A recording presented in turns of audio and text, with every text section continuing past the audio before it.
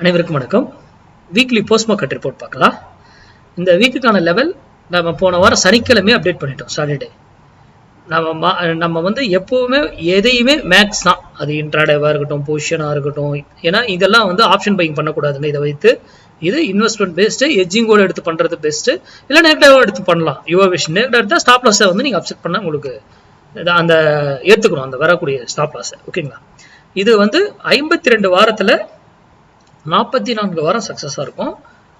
ஒரு 6-7 வாரம் 8 வாரம் இதாகலாம், லாஸ் ஆகலாம்.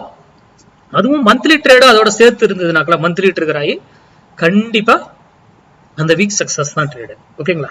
இதனுடைய ரூல் என்னங்கிறது எல்லா வீடியோலையுமே நான் சொல்லியிருப்பேன். இந்த வீடியோ போடும்போது வீக்லியில் மினிமம் 100 பாயிண்ட்ஸ், மேக்ஸிமம் ட்ரெண்ட் எந்த டைரக்ஷன் இருக்கோ அந்த ட்ரெண்டில் அது இருந்தால் இன்னும் பாயிண்ட்ஸ் நமக்கு அதிகமாக கொடுக்கும். மினிமம் 100 பாயிண்ட்ஸ் உறுதியாக கிடைச்சிரும்.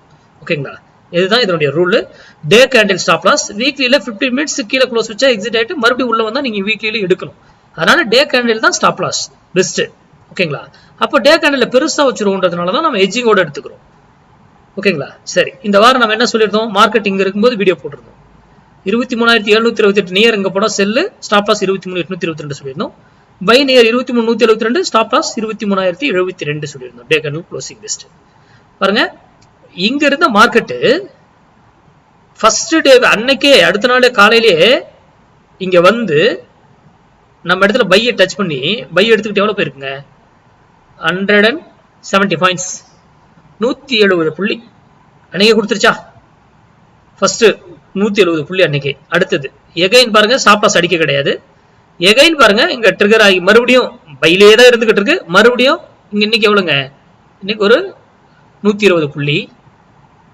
அடுத்தது அடுத்த நாள் இங்க வாங்க, அடுத்த நாள் கேப் அப் ஆகி 220 புள்ளி ஆயிடுச்சு. ஓகேங்களா?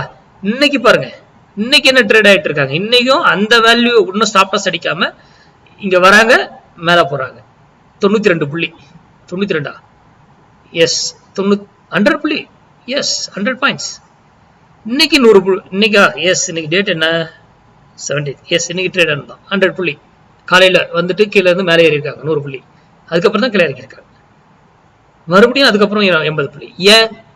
ஏன் இது நடக்கணும்? நம்ம மார்க்கெட் என்னைக்கோ மார்க்கெட் என்ன நடக்கும், என்ன நியூஸ் எதுவுமே நமக்கு தெரியாது. ஆனா நம்ம போட்டோமே. அப்போ இண்டிகேட்டர், பேட்டர்னு, பிரைஸ் ஆக்ஷன், ஓப்பன் இன்ட்ரெஸ்ட். நீங்க இண்டிகேட்டர் மீன்ஸ் நம்மது வந்து மேக்ஸ் இண்டிகேட்டர், அதை நினைச்சாதீங்க. நீங்க நிறைய பாக்குறீங்க இல்லையா, நிறைய இண்டிகேட்டர் அவைலபிளா இருக்குல்ல. அதெல்லாம் ஏன் அப்போ இந்த மாதிரி வேல்யூ வந்து அங்க முன்னாடி இந்த தேதியில இந்த இது வந்தாக்கல, இந்த வேல்யூ வந்தா இதாகணும் அதை சொல்ல முடியுமா? இப்போ மேக்ஸ் தானே அந்த வேல்யூ வந்தா நடத்துது. அதனாலதான் பங்கு சந்தை கணக்கு சார்ந்தது. அதை சார்ந்து பிராக்டிஸ் பண்ணுங்க, அதை சார்ந்து படிங்க. ஓகே, நான் நெக்ஸ்ட் வீக்கான லெவல்ஸ் வந்து சாட்டர்டே சண்டே நாளை லீவு நல்லா அப்டேட் பண்றேன். நன்றி, வணக்கம், வாழ்க வளமுடன்.